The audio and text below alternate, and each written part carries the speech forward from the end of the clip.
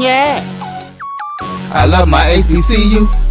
And boy, I love it, love it. I love it, love it. I love my HBCU. And man, I hope my team they won. Yeah. I hope my team they won. Yeah. Man, I hope my team they won. I hope my team they won. Yeah. I tune into the HBCU Sports Lab to see if my team won or lost. If they lost, I'm quiet as a mouse. But if they won, keep tab. I'ma do the dab, yeah. Dr. Cavil, he know what he be talking about. Mike and Charles, they know what they be talking about. They compress the analytic data with this hip hop. If you know them like I know them, they gon' tell you if your team, if they won or lost, and who the ball. So listen to Professor, yes sir, and pay attention, cause he gonna teach a lesson. This is Dr. Cavil with Inside the HBCU Sports Lab with Charles Bishop and Mike Washington. Mike Washington is still out on assignment, but we're actually on assignment too. Charles and I are here live from the H&P Arena for the Texas Southern with Jackson coming in to play. The game has just literally started. So we're interested and we'll keep you updated, but you see us coming in. Charles, how you doing today? I'm doing well, Doc. Looking forward to this matchup tonight. Like you said, it's just getting underway, but a lot of great action in terms of looking at the SWAC and MEAC this upcoming week.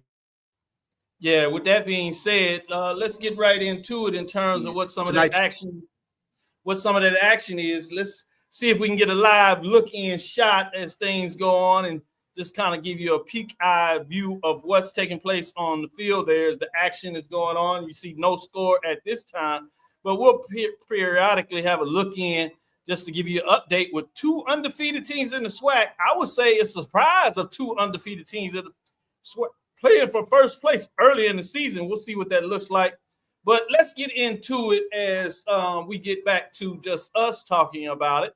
Welcome to episode 614 of Inside the HBCU Sports Lab radio show and podcast, a show that's covering the sporting HBCU dash for all things HBCU sports, from institutions large and small, from the NEIA to the NCAA. We share insights and information on the HBCU sports culture, HBCU athletic aesthetics to facilitate the story of HBCU athletic programs and the business of HBCU sports. I'm your host, Dr. Kenyatta Cavil, my co-host, Mike Washington, Charles Bishop. As we said, Mike Washington is on assignment. Wilton Jackson, the second, is out. 80 Drew that comes in and back, they're out. So we're going to give you everything you need in regards to what it looks like. So I'm your host for the most. We're here filming from our home studios. In this case, our home studios is the H&PE Arena with the basketball game going on, as you see. Sending a live signal, KCWH 1230 AM studios with the Texas Radio Hall of Famer, multi-Hall of Famer Ralph Cooper in a beautiful home at Texas Southern University from Houston, Texas. So let's get into the news of the day. With that being said, Charles, what's some of the news of the day? Yeah, well, let's start with this right here, and this is sort of news this afternoon, but from HBCUsports.com. But there's a potential with the Southern Heritage Classic not being played this upcoming season in 2025. Of course, Tennessee State came out with their schedule on yesterday. And the Southern Heritage Classic, we're waiting for some clarity with regards to whether we're going to even have a Southern Heritage Classic this upcoming season. So what is your gut telling you? I think you can't just sit on that for a little bit. What is your gut? Do you think there will be a Southern Heritage Classic this year? My gut would like for there to be a Southern Heritage Classic, but it's very interesting, very noteworthy that Tennessee State, who has been a participant even after Jackson State had pulled out of the game, that it was not listed on Tennessee State's schedule. So I think it's up in the air, Doc. Yeah, I agree. I have my concerns. I don't think when you start looking at it this late in the game, I think one of the issues maybe early was teams decided on what is the amount that they would sign a contract for. So I think that may have been a little bit of the issue. And then the second part of it, when you get into it, is now, even if he decides to reach that amount and they can get an agreement, pretty much everybody's schedule is full. You see most teams are releasing their schedule. Yeah. And although some have not released it, it's not because they're still looking for a game. They just looking for it. Traditionally, a lot of teams would release their schedule during signing day. So that's part of it, that people have completed a schedule and they know it. They're just not releasing it for a particular date. So you are far and few between with teams that actually have a date. And then you think about it, they need to have the same open date. And so that is Castination. So I'm not sure that there'll actually be a Southern Heritage Classic, particularly involving Tennessee State. And the opponent is certainly up in the air. So it'll be fascinating to see what that looks like in terms of the news of the day as we kind of discuss that. I told you the other day I wanted to get into a little bit of discussion, and we'll stretch this out for a couple of segments. You start to hear fans cheer with teams trading buckets. Really a competitive game still at this point. But Vic announced his additions to the coaching staff. You know, on Tuesday we talked a little bit about his salary, but now we're talking about his coaching staff. So I want to list this and then get your thoughts on early on. What do you think about what he was able to put together in terms of his staff? Norfolk State head coach Michael Vick announced 8 additions to his coaching staff on Saturday morning. Quote, I hired guys with experience and mental toughness to understand the game of football, end quote. Vick said, quote, the one thing I know is that they are going to put these guys in a position to win. We all have the same mindset. I felt it was only right to hire guys who thought like me and want to lead like me. I'm extremely proud of the guys and I'm excited for them. The prestigious group, as is quoted from this release, of individuals include 4 former NFL players and several award-winning leaders. We've seen that before, the practice of bringing in folks that have the brand name associated with NFL. That's always happened, but many of those folks have had experience, coaching at various levels, and this is a combination of that. You have Terrence Garvin, defensive coordinator, Elton Brown, offensive line coach, Isaiah Cross, defensive line coach, Leroy Reynolds, linebackers coach, Daryl Bullock, assistant head coach, Stephen Adams, special teams coach, recruiting coordinator, DeMarcus McMillan, director of football operations. And so Gavin comes to Norfolk State from Florida Memorial, where he held co-defensive coordinator responsibilities. He spent some time with the Lions. You have Brown that spent the last 7 years with the Prentice School as team's offensive coordinator. Smith worked alongside Gavin at Florida Memorial as the team's co-defensive coordinator. Cross has leaned on his distinguished playing career to mentor aspiring athletes for over a decade. He first did some coaching start at North Atlanta High School. You have Reynolds that learned from one of the most respected figures in football, working with multiple NFL organizations. He's completing the Bill Walsh Diversity Coaching Fellowship with the Seattle Seahawks and Dallas Cowboys. Bullock comes from NSU from across the bay, spending time 2 years as the offensive line coach of Hampton football program. Adams remains on the Norfolk coaching staff, previously serving as the team's defensive coordinator. McMillan comes from Norfolk State with previous experience in managerial roles, providing project oversight and logistic management at multiple organizations. With that being said, what are your thoughts in terms of this coaching staff? It bears a lot of similarities. When I first read about a lot of the staff, to the way kind of Coach Prime kind of made up his staff, because there was some pro experience with regard to the coaching. There was also coaches who knew the area. When you talk about recruiting in and around the South, especially when you're talking about the way Jackson State went about recruiting the state of Florida, South Georgia, Mississippi as well. So it's a good representation of basically having some experience around pro experience, and then having some experience that's familiar with the Norfolk area, so that they can get that local talent. So kudos, take your hats off to Michael Vick thus far in terms of the way he's put this staff together. Good stuff. I also want to look at Sean Gibbs' coaching staff at North Carolina A&T before we take our first break, and we might come back on the other side, and I'll give you a little thoughts and sneak in a little more of this, because I want to look at Prairie View staff. But before we take our first break, let's get into A&T. Sean Gibbs, a favorite son, if you would, even though he's an Eagle, which is fascinating when you hear all this Aggie Eagle talk, but it works in this framework because he spent some times on the championship level staff at A&T. Before we go to the break, we'll make sure we get those updates from across the SWAC, including what's going on here.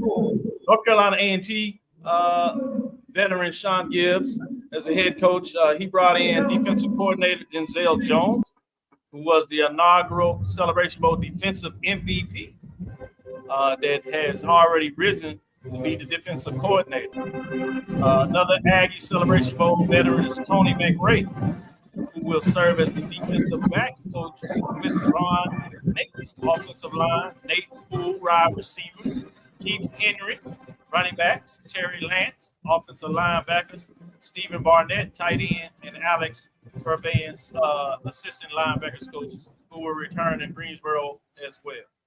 With that being said, Charles, as we hear the ocean of soul that really caught everybody by surprise for the Christmas day that broke the internet for a lot of folks, they're doing their thing. But with that being said, what are your thoughts on A&T staff under Sean Gibbs?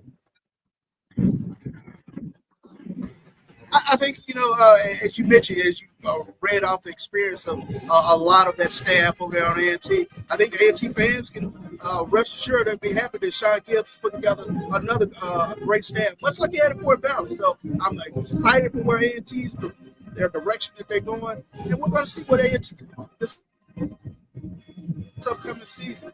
I tell you, the ocean is extremely loud now.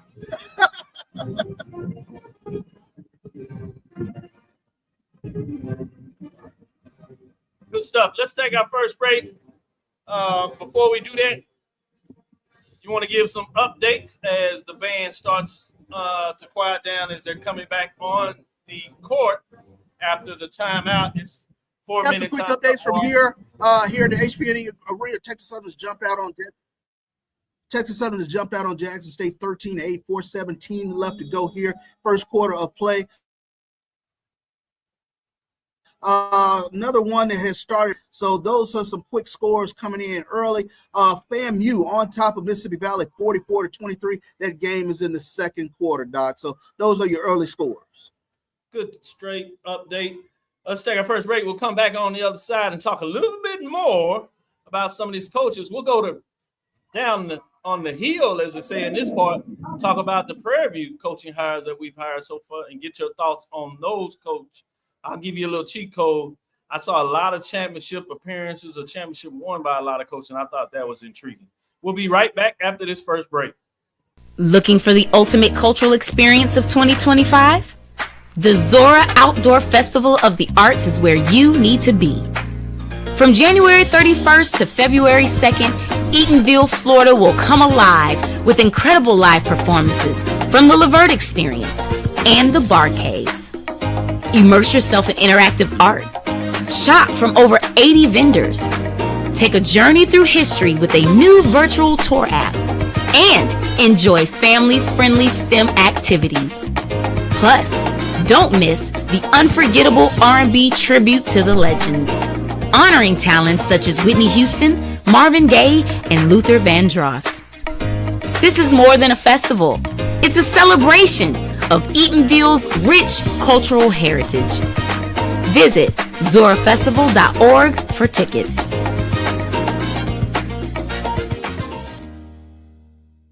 Hey y'all, it's your girl Sonia from She Say Sports. Make sure to check us out every Friday morning at 9 a.m. on Black College Sports Network, YouTube, and Linktree. And please don't forget to subscribe to our YouTube page. Morehouse College and Tuskegee University men's basketball teams were selected to compete in the 2025 NBA HBCU Classic presented by AT&T. The fourth annual NBA HBCU Classic will be played in the Bay Area as part of NBA All-Star 2025 and will once again celebrate the rich traditions, on-court athleticism, and commitment to excellence of the HBCU community. For tickets, visit nba.com/all-star. Compress the analytic data with your hip hop. If you know them like I know them, they gon' tell you if your team, if they wanna lose, and who the ball. So listen to Professor, yes sir, and pay attention, cause he gon' teach a lesson. This is Dr. Bill with Inside the HBC Sports Lab. Let's get back into it. Charles, what's the latest score before we get back into some of the coaching talk about Prairie View?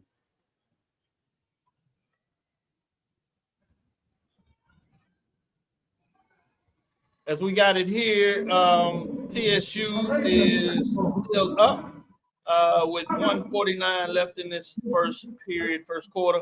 They're up 18-10 as they jumped out early and continue to play some good basketball, but it's a long game. We will keep you updated as that looks. With that being said, I want to give you a little insight of the coaches that have been announced on Tremaine Jackson's staff at Prairie View. You have the defensive coordinator, which is Brandon Anderson. He has a NIA national champion as a linebacker. Sioux Falls, as he got it done. Coaching Anderson brings a championship pedigree to the Hills. So I'm fascinating in terms of what that looks like for pedigree. In terms of Trent Early is an interesting story for me as he's the assistant head coach, co-defensive coordinator, linebacker coach. He actually played at Texas Southern for a while, was a student of mine in sport management as things are going on, what that looks like. As we continue to do what the work is there, it looks like Charles may be having a little bit of computer program, so we're going to try to shift, get him into the light, and we just do it from this angle as we get it going for the rest of the show. With that being said, first guy I talked about was head defensive coordinator, I should say, Brandon Anderson. He has a championship, two-time NIA champion as a linebacker at Sioux Falls. Coach Anderson brings championship pedigree. He has two CS Go South titles, obviously over there when he was with Valdosta. Colorado Mesa, Linewood, developing standout linebackers. I was really interested in this one. Trent Early. Trent Early was a former student of mine. He played a couple of years here, transferred out. He ended up getting his sport management degree, which he started here at another institution. But he is the assistant head coach, defensive coordinator, and linebackers coach. He's traveled pretty extensively. He has a wide background. Obviously, he was part of the DSU staff over there. Before that, he spent some time Southern Arkansas, where he graduated from, but a lot of experience with linebackers, championship. He has a 24 NCAA title run for what they did last year. You also have on this staff Capano Roy Suega, who is defensive line coach. He is 2024. He led Texas A&M Kingsville defensive line to elite performance, number one in the Lone Star Conference, and number 3 nationally in red zone defense. 84 tackles for losses, 19 national, 2.8 yards per rush, 17 national, 99 rushing yards per game, 25 nationally, multiple all-conference players, obviously on his defense. As he got it done, they were Vandals. He got them to back-to-back FCS playoff appearances when he's over there. So a lot, you can see stacking the deck, it seems, with a lot of folks with career. Let me go with this one, defensive backs, Darren Kerrigan, DG. Has been around for a while, gets it done. East Central, Texas A&M, Commerce, UI, Texas Southern, Valdosta. I remember when he was here at Texas Southern, did some incredible work. NFL liaison with that experience, with 16 years of coaching experience. Even though he looks quite young, you think he could still play. He came out yesterday. Special teams coordinator, tight ends. We always talk about special teams. Jackson Hadley. He has experience. Earned second team all conference in his honors, recruiting coordinator previously in certain stints, but he has some championship pedigree as well. And then you have the offensive coordinator and quarterback coach, but everybody always interested. Chris Buckner, in terms of his background, brings over 14 years of coaching experience. FCS national championship with Sam Houston. That piqued a lot of people's interest in terms of being able to put that out there. So, and then obviously you have Bryce Carson, offensive line coach, run game coordinator, in terms of what he brings to the table. He has done it at Valdosta State, West Georgia, Division II program. Pretty good football. But he has a 2022 NCAA statistical champion title for total offense and setting single season rushing records when he helped West Georgia get it done a lot of ways. So, two-part question that I want to ask Doc is, what staff member do you think excites the fan base, and which one of the hires you believe is the most pivotal in terms of when you really start taking a look at improvement for Prairie View from 2013? I think defense has been an issue even when Prairie View was going to the divisional champions 2 out of the last 4 years. They were relatively solid on defense, but there were some places where they were vulnerable. You've seen that when they played the upper teams and the SWAC. So I think that's one thing that just people in general see what it looks like. What I thought about the staff was just the number of champions, whether it's conference, regional, national, championship runs, Division II or FCS level. I think that's fascinating, getting coaches that have been part of that. Yeah. So you're talking about the winning mentality. Yeah. They can tell folks and moms and players on their staff, if you do it this way, I know it's about success. I've seen it. So I think that's important. I think generally speaking, fans are just kind of excited about understanding that. But I think it's holistic. I don't think it's just one person. Obviously, offense sells tickets. Yeah. So the offensive coordinator is going to be fascinating, which is Chris Buckley. What he was able to do when you go back to that championship run for Sam Houston State. They were able to run the ball effective, but they had a quarterback that could spin it. So they were multiple, if you would. And I think to be effective, unless you just really had that type of defense. We saw that with Jackson State. When you have that good of a defense, you know, and you can run effectively, you can mix in the pass and get away with not necessarily being as strong. But I think going forward, as people try to improve, I'm not sure how often you can get away.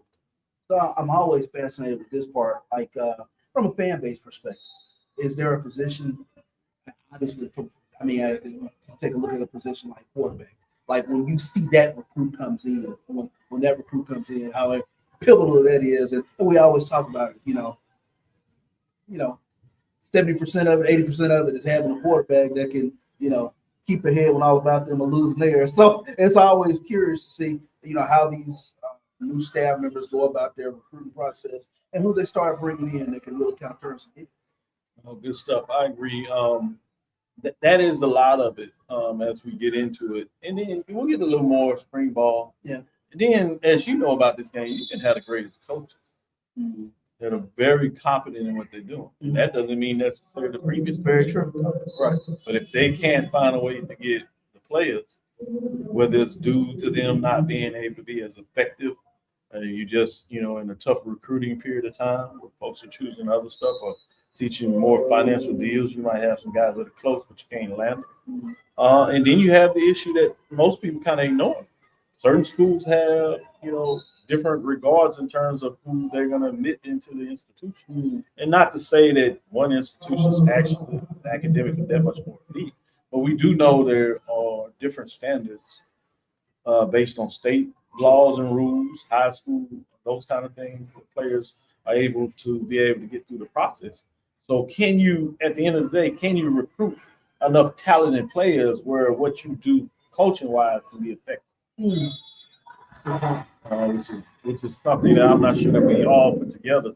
We just kind of say, hey, coach. But there's some things I tell you all the time, whether it's basketball, football, baseball, whatever. And we've been watching as just fans, and we say all the time, that's just a baseball play. That's just a football play. That's a basketball play. There's certain things you need to do.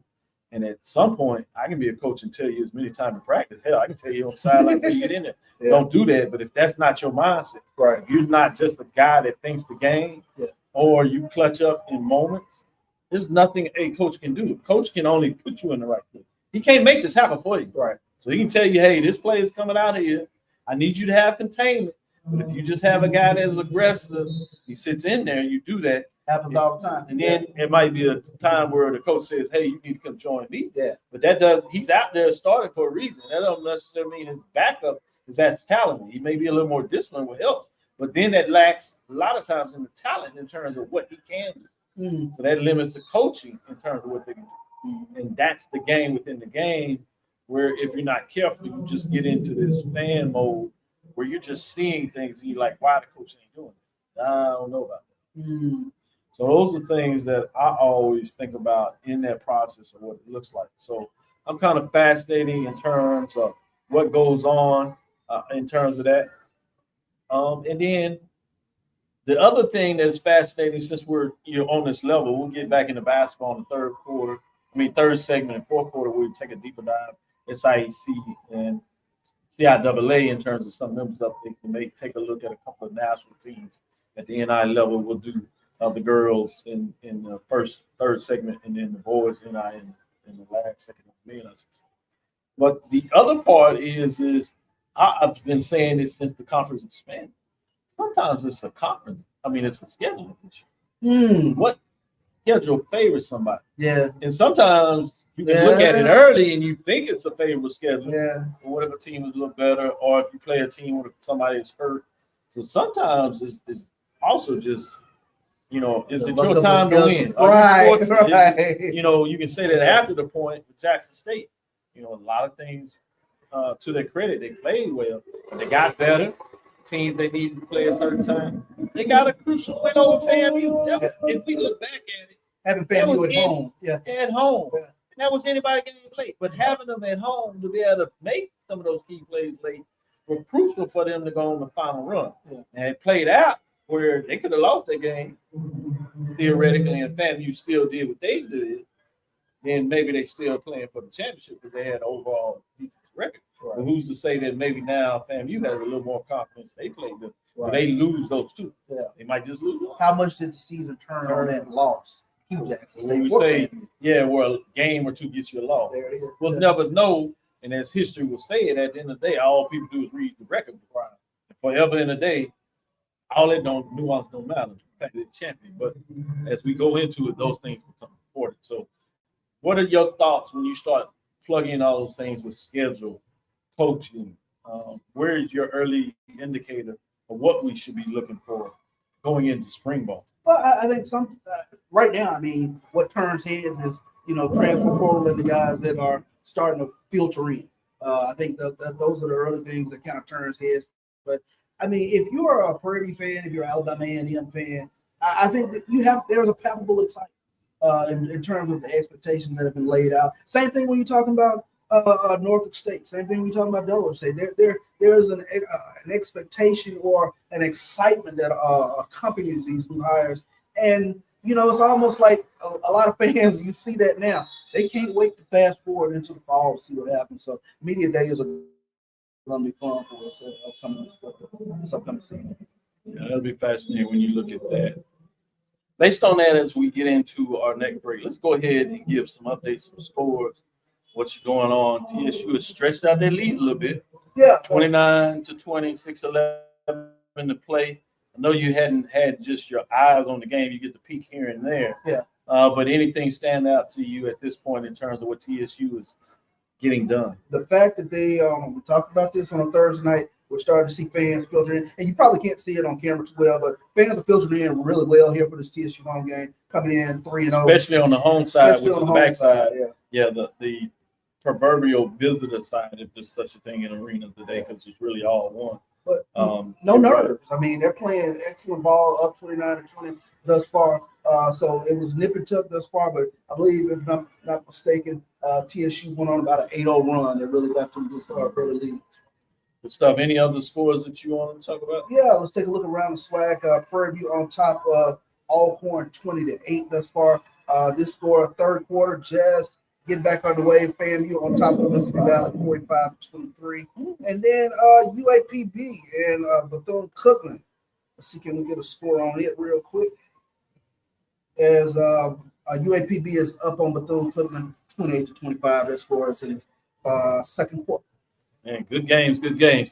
Well, let's take our second break as TSU is really stretched things out. They're up by 14 now, 34-20. Jackson State is forced to call a timeout with 5 minutes left in the second quarter. Man, Texas Southern just went on the sprint. We just said 29, right? Yeah. 5 points. We'll be right back after this next break.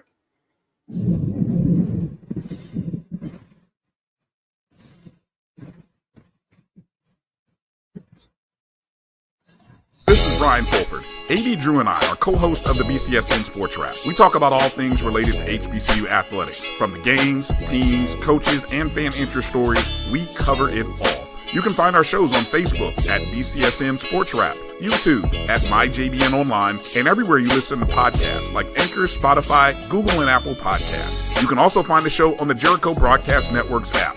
Make sure to download. We look forward to you joining the conversation and being a part of the show. Looking for the ultimate cultural experience of 2025? The Zora Outdoor Festival of the Arts is where you need to be.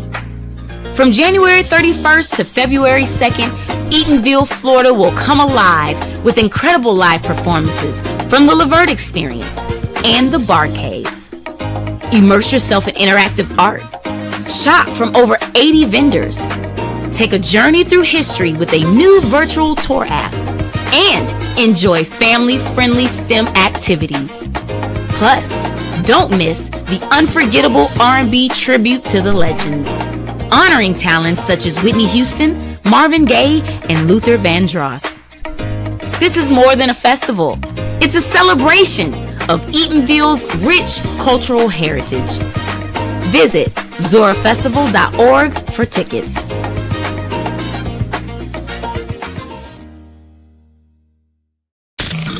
The human voice has always connected audiences with experiences. Major brands all across America have trusted Kever's voice time and time again.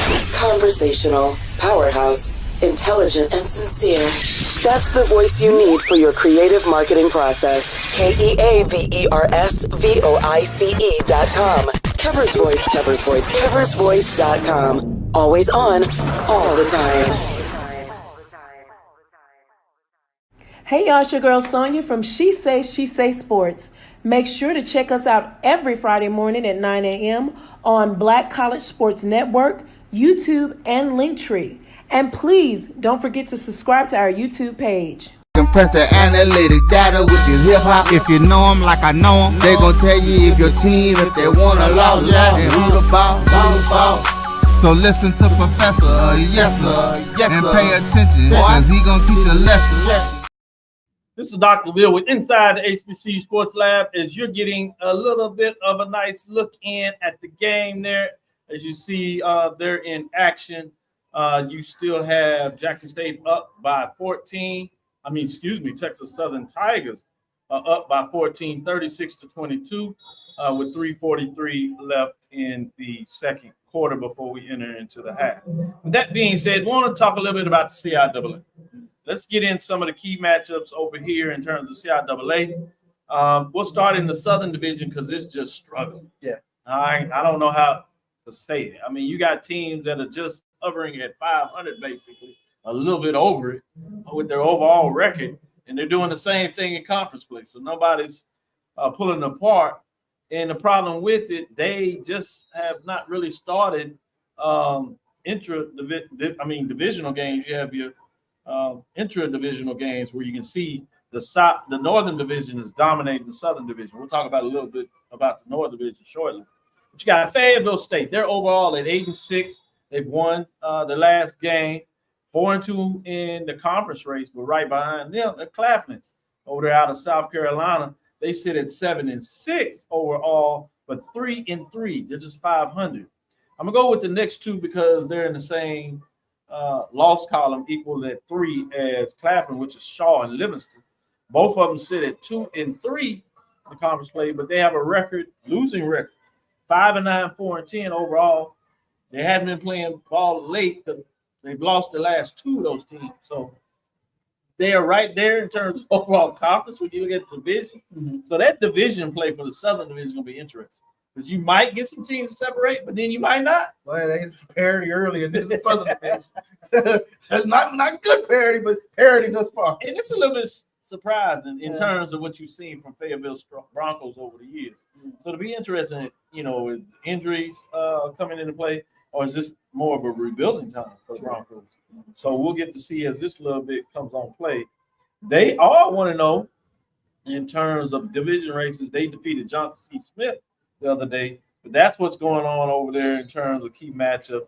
You do have a matchup coming up that will be interesting with Fayetteville State and Livingston in terms of what takes place. Some of these games we play today give you an update. You have Johnson C. Smith over Virginia Lynchburg. winning 67-53. Virginia State over Winston-Salem State is the ladies over there in Winston-Salem State. The Rams over there are struggling a bit. Virginia State got it done and beat them by 30, 78-48. So that's where we get a chance to talk a little bit. But any last thing you want to say about the Southern Division outside of being nice and saying parody? parody. But it's right now, it's early. A lot of basketball to be played, but they're fighting it out pretty tough over there. It's like you said, it's parity. I think you're being nice. With that being said, Virginia Union are playing some good basketball. Only 3 losses on the season. They sit at 10-3. They're 4-0 in terms of the conference race. Right behind them is Virginia State.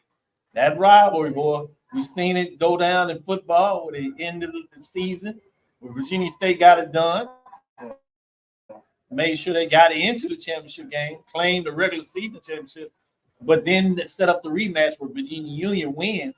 They go to the playoffs and go on a run, historical run for them in terms of winning a playoff game that hadn't been done in school history. They win 2 of them and go down in historic fashion as they go to the quarterfinals, essentially the regional finals, like the previous couple of other teams, Bowie State to name those teams, Winston-Salem State, obviously, they went all literally to a championship game. But we've seen that with a couple of these teams that are not. Now it's on the basketball side.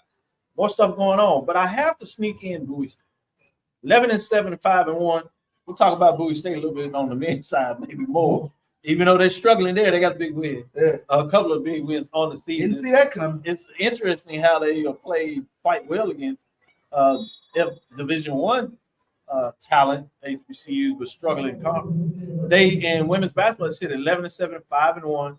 And then you think about these things: Elizabeth City State, Lincoln, PA, they at 4-2. Yeah. So they're just 2 games back. Right. I know it's early, but I don't think you can race them. Bluefield State struggling modestly, but let's focus on your thoughts on the Northern Division. Well, I mean, taking a look at it early, I mean, Virginia Union, Virginia State fighting it out. And you mentioned Bowie State. They have a young lady, Destiny Riles. She's averaging 16 points a game. So their teams are fighting right in there. But as you mentioned, Union and State, they're on a 5- and 4-game win streak respectively. So it's very interesting to take a look at that. And when does that matchup come up with regards to this? That's a Saturday matchup. Virginia State, Virginia Union. I'm glad you asked about it. It's in I forget Virginia, as I say. In terms of Virginia State, will be hosting that game against Virginia Union. So that makes it a little more interesting as they'll be battling essentially for first place. So what are your thoughts in terms of that matchup on the women's side before we go to the men? Well, it should be a fun one. I mean, you take a look at Tania Green for Virginia State. I'm sorry, for Virginia Union going into that game. So I'm looking forward to some.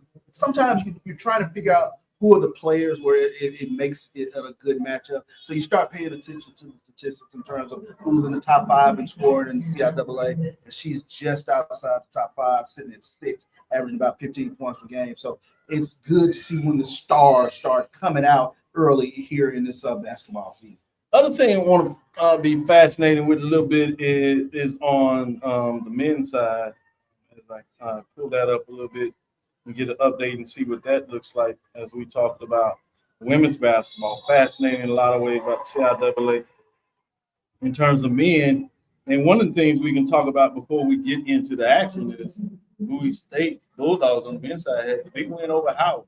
We talked about that game on Tuesday, but I don't think we gave them much of a chance. I must admit, but they got it done in terms of the men's basketball. What are your thoughts in terms of what took place there? Yeah, didn't see that coming. I mean, Bowie State, like you said, they had been kind of fighting it out in conference, but that's a win over Hampton now and a win over Howard. And Howard's been playing some really good basketball. Who knows what happened that night, but kudos to Bowie State, 73 win. And they won a close one. It was close, at least going down the stretch. They were tied, got a big call. They worked their way, hit the free throws, and then you in one of those situations where you miss shot and you got a foul. So they end up winning 76-63. But that's what you do when you're looking for upset. You find a way to kind of stay around. Yeah. And if you can make a big play or get a big call, the other team may tighten up just a little bit. and that's what you call the victory. But let's go with the Northern Division first, since we did Southern Division on the women's side. Northern Division, we have Virginia State men again looking good. They're 10-4 overall, 5-0 in terms of the conference race. Right behind them is Lincoln, Pennsylvania, that sits at 11-5, 5-0 in that race.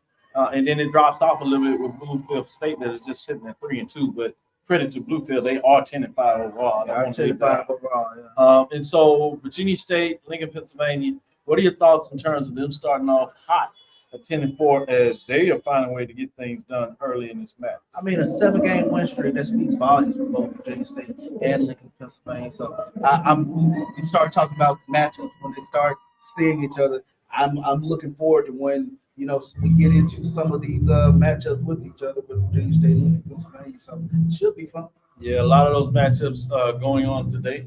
So we'll get some updates in terms of what that looks like.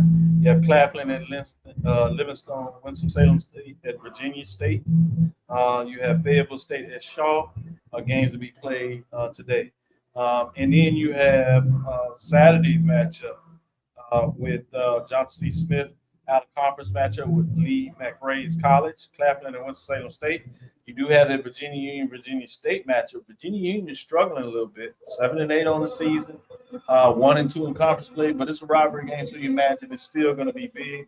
About some games to keep your eyes on. Then you have Elizabeth City State, Bluefield State. In terms of that matchup, you have Shaw, Livingston, Bowie State at Lincoln. Interesting, can any of the momentum with the big win over Howard help Bowie State kind of recover, as they just sit at 9-8 overall? Meaning they were 500 going into that matchup, but they're just 1-4 in terms of CIAA. So again, big matchups there in terms of what take place.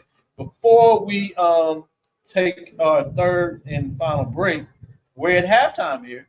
What is the score in terms of halftime play as we take this first? Yeah, Texas Southern on top of Jackson State, 41-25, and a battle of 2 3-0 teams coming into this game. Texas Southern's been 41 points thus far. That's been kind of the story of the season. They've been able to score the basketball and rebound, and they're doing it thus far in this first half. That's a pretty good formula. Yeah, it's a great one. You got some other scores? Yeah, let's take a look around the SWAC. UAPB, this game is at halftime on top of Bethune-Cookman, 37-32. We take a look over down at Prairie View. Prairie View on top of Alcorn. Alcorn has gotten back into this game, 27-23. They were down 10-0 to start that game. Let's see, in Tallahassee, Morales on top of Mississippi Valley, 59-40. That's with 2:50 to go in the third quarter. Let's get in here. NIA on the women's teams are doing pretty good. I just want to give you a record here.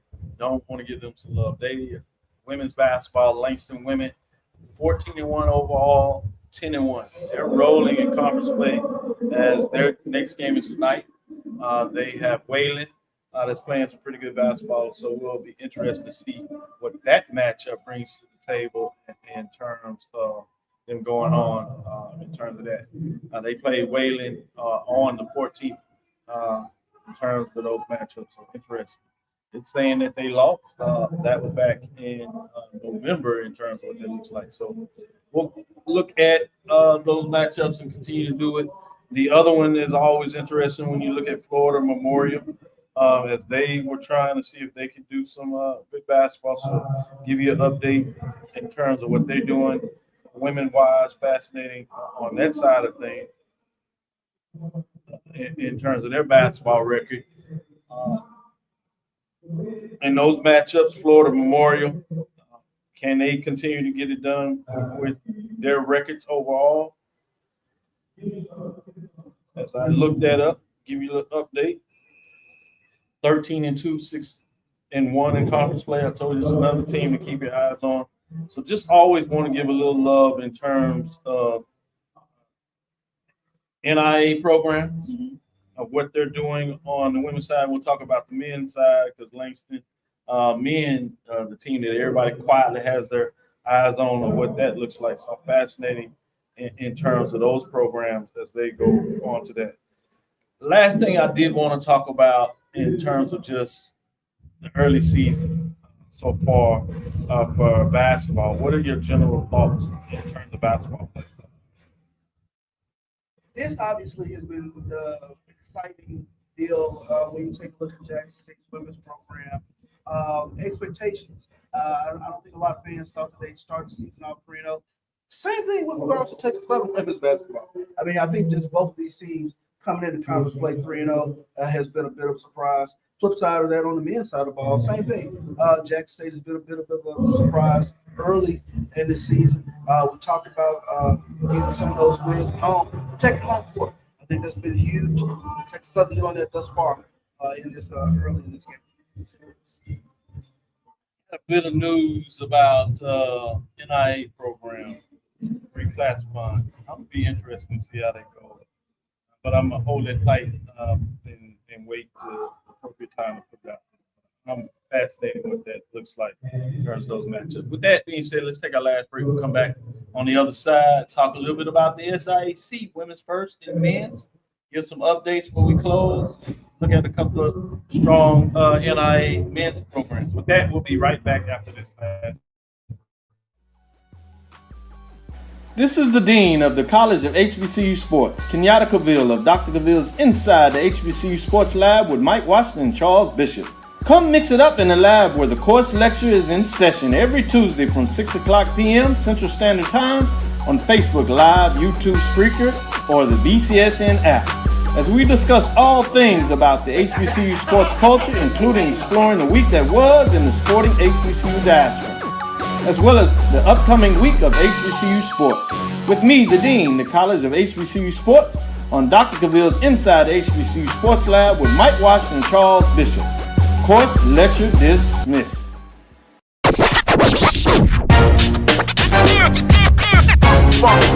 It's like a loop machine. All around town, trying to get down.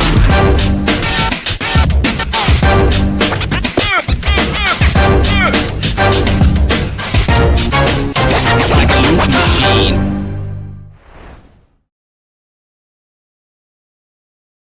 You're looking for the latest information on Southern University sports, the Southwestern Athletic Conference, and HBCU athletics. There's only one place to go. Tune in to the Carlos Brown Show, exclusively on the Black College Sports Network. Looking for the ultimate cultural experience of 2025? The Zora Outdoor Festival of the Arts is where you need to be.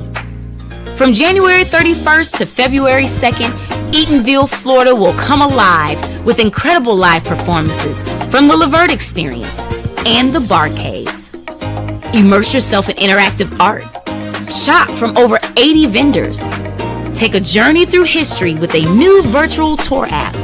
And enjoy family-friendly STEM activities. Plus, don't miss the unforgettable R&B tribute to the legends, honoring talents such as Whitney Houston, Marvin Gaye, and Luther Vandross. This is more than a festival. It's a celebration of Eatonville's rich cultural heritage. Visit zorafestival.org for tickets. Compress the analytic data with your hip hop. If you know them like I know them, they gon' tell you if your team, if they wanna lose, and who the ball. So listen to Professor, yes sir, and pay attention, cause he gon' teach a lesson.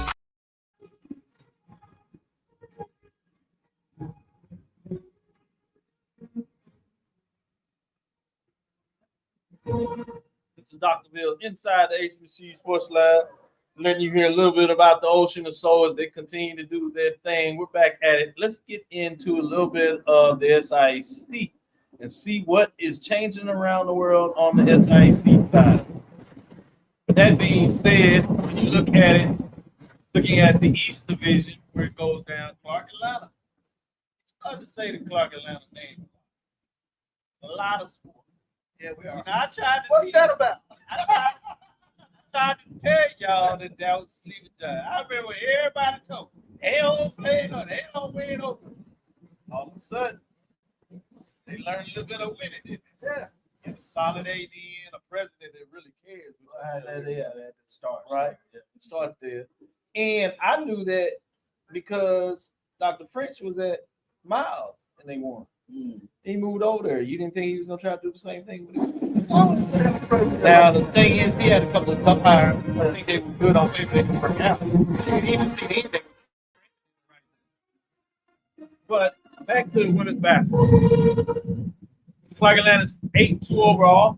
They sit at 12-4 overall. In their last 10, they're 8-2. Playing some really good basketball. 6-2 in conference, just above Allen that sits at 4-3. And we'll talk a little bit about Edward Waters over there in Florida. They sit at 8-5 overall.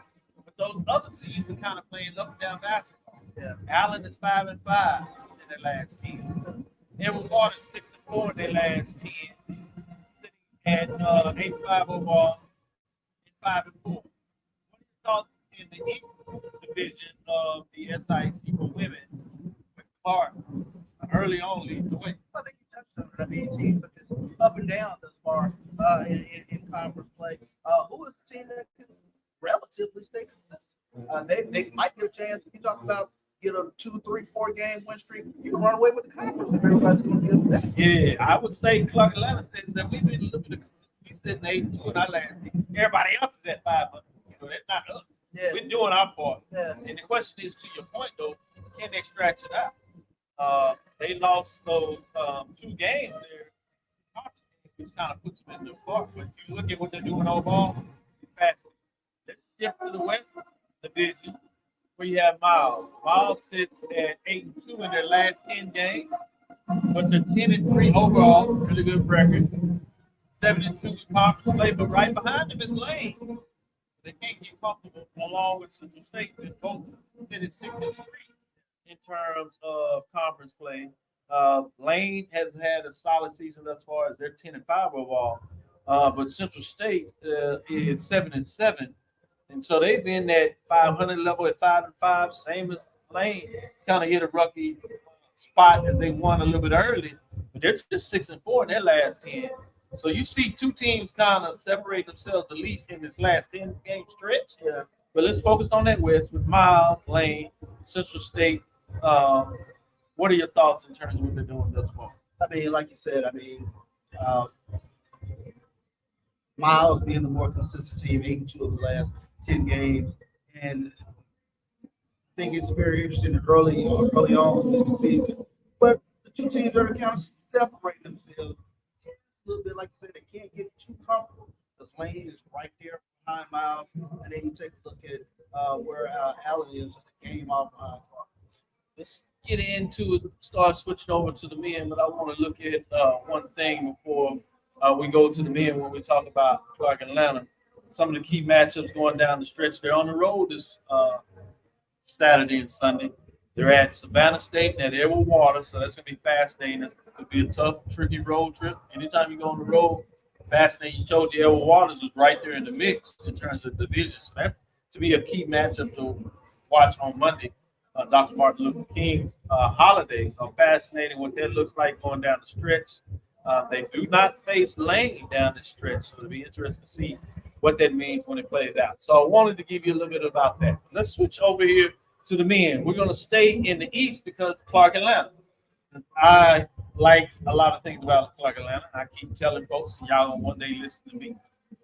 They are 8-2 in their last 10, sitting 10-5, 7-1. But credit to Edward Waters. They're also 8-10 in their last. 8-2 in their last 10, along with Morehouse, 7-3. So that AUC doing some things in terms of at least their last 10 games. Morehouse just sits at 8-7, and remember they had that matchup with Howard. Yeah. So that's going to be fascinating to see how Howard, how they rebound. Shout out to AD Drew in terms of the SID over there at Morehouse. They're 6-2 in the conference, so they're right there in that mix. As Clark Atlanta 71, Edward Waters 72. Talk about the East Division, where it's still a fight between Clark Atlanta and Edward Waters, just like on the winning side. Yeah, both teams playing consistent, like you mentioned, over the last 10 games. Both teams are 8-2. One can't get a little bit more comfortable, and Morehouse sitting right there. Well, Miles is starting to pull away from the West. They're 8-2, which is something that we have said in our refrain, a lot of folks in their last 10 at the top have been able to figure it out. But everybody's playing 500 ball just above it or worse behind it. They sit at 12-3 overall and 9-1. Next closest team is Kentucky State at 6-5. Everybody else is at 500. Yeah, they stretch it out. Yeah, so Miles is being able to stretch it out. While the East is still competitive, at least at the top of the race, it's fascinating to see in terms of Miles. What are your thoughts in terms of Miles and what they're doing in that West? A couple more games and wins, they can kind of start to put it to rest and start setting up how they want to get ready for the turn. Yeah, obviously Miles separate themselves from the rest of the guys, and they've been the consistent program. We talk about SIAC over the past few years. Love the way they get after you on defense, on the defensive side of the ball, and then just the fact that talk about taking a look at these teams early in the season. Who can be a little bit more consistent? Who can string together some wins? They can really take off with them.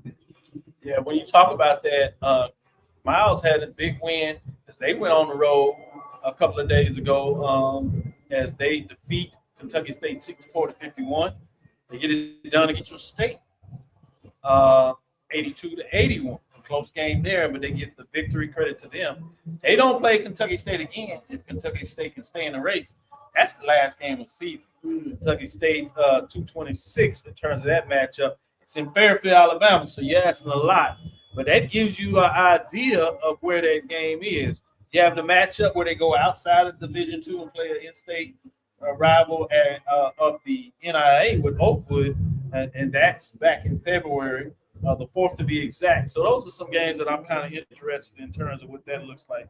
So, again, any overall thoughts in terms of the men's side of the SIAC? Yeah, Clark's getting done, Miles.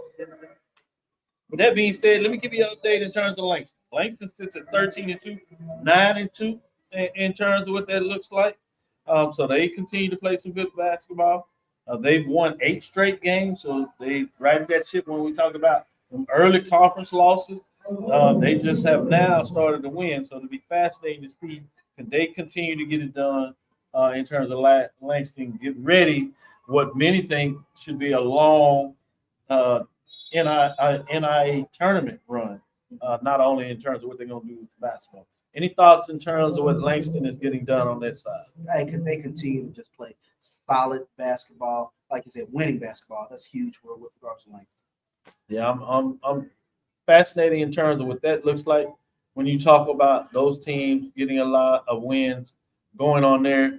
While we're doing that, as things get to start up, give us an update in terms of what's going on the court there. Yeah, Texas Southern on top of Jackson State 43-26 as we're just getting started with the second half. Give us some other scores in terms of what's going around the conference for the women's showcase on Thursday. As now folks are getting used to this and getting into this. This is our second week in a row where the women kick off things. I should say third week in a row as women get things started. You've had one set of teams play at home, another set play on road, so you're starting to rotate it. So certainly people are getting interested. What are some updates do you have across the SWAC for Thursday game? Yeah, UAPB on top of Bethune-Cookman. They're just getting underway here in the third quarter, 39-32. FAMU, that game is in the fourth quarter now, all over Valley, 73-48.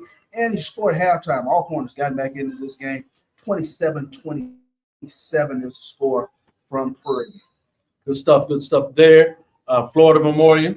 On the men's side, they sit at 12-4, 5-2 in the conference race. Solid, but they got to find a way to get some wins if they want to stretch these things out in terms of what that looks like. Always fascinating from that perspective when you talk about those teams like Florida Memorial that are trying to set themselves up for late season championship that puts them in place for automatic bid to the NCAA tournament or tournament championship.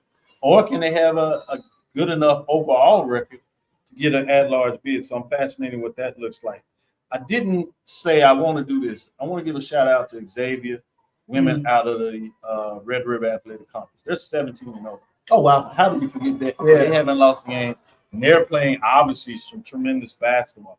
But getting back to the HBCU AC in terms of the teams over there getting it done, you have teams such as Stillman, Overall 10-7, 8-2 in the conference record as they're in the East. In the West, something about Tougaloo. Tougaloo just has decided that they're in the basketball. Yeah. 14-4. Yeah, 14-4 overall, 8-1. They're in the West Division, but right behind them is 11-5. 7-2 is Dillon, playing some pretty good basketball. So should be interesting going down the stretch of what that looks like in some of those key matchups as we get anything about the HBCU Tougaloo. As you talk about what they're getting done, particularly, you think they can continue to play some good basketball and win? Absolutely. Jared Struthers is going to make them play defense, and they get some time shooting. They could be a difficult team to beat. With that being said, a little bit of things going on for us. Any closing comments that you kind of think about as we bring it to a close? Yeah, Texas Southern on top, 45-26, up 19 on top of Jackson State. That's huge statement. I think, if things you're not hold, talking about just getting a win. Yeah, a win and just matter things hold court here, that's gonna turn heads around the spot. Yeah, I gotta ask you. You can't just kind of slide out on that. Yeah, what does that mean if Tigers are able to hold on, not just for the win, but in some fashion winning this? It means Texas Southern's women's basketball is back in the basketball business. Yeah, simple way to put it. I like that. Let me give you a couple of scores on the way out of this in terms of those Thursday games, if you would. Let's go on the women's side for those other Thursday matchups going on. Let's go to the OVC. Tennessee State may be looking to see if they can get their first win. Might have to take it to overtime. It's a 66. Knotted up with 4 seconds left. Oh, wow. Tennessee State find a way to get the win. Obviously, their men play later, so we'll give you some updates on what that looks like. Talking about on the men's side, let's look at the Coastal and see what's going on over there as A&T is losing at halftime, 45-36 to Monmouth. Tough one there. Hampton is down early to William and Mary, 27-22 at halftime, to give you those updates. So that's your HBCU basketball updates as we concentrated on the Division II and NIA. We'll see what goes around the SWAC as you get your doubleheaders on Saturday, your MEAC matchup, as they kind of taking the week off for a holiday weekend, but you do have that big matchup. Morehouse at the Division II level of the SIAC, Howard out of MEAC. Howard just lost to Bowie State out of the CIAA, so it'll be interesting to see if that happens. Obviously, talk about Morehouse expansion. I've always said that you should go after Bowie State, so I said at the end of the game that the coach or the conference commissioner, ADs out there should have had their invitation ready to go before they left the building, if not in the handshake line. Won't you come? As Joshua Sims said, won't you come? With that being said, let's get out of here. Thank you for listening to Dr. Cavill's Inside the HBCU Sports Lab. Make sure you share our podcast with your friends and colleagues. I am Dr. Cavil, the Dean of HBCU Sports, coming from inside the lab in the College of HBCU Sports with Mike Washington, Charles Bishop. Again, we want to thank you for listening to Dr. Cavill's Inside the HBCU Sports Lab with Mike Washington, Charles Bishop, every Tuesday and Thursday at 6 o'clock. Look forward next week in the lab, discuss the latest of the lab, news out there across the HBCU sporting scene. Follow me, Dr. Cavil, DrKenyattaCavil. That's Facebook and Instagram, Inside the HBCU Sports Lab, on YouTube and Facebook. Dream big, move forward. We will talk with you soon. Charles? Of course. Roy? Lecture. Dismiss.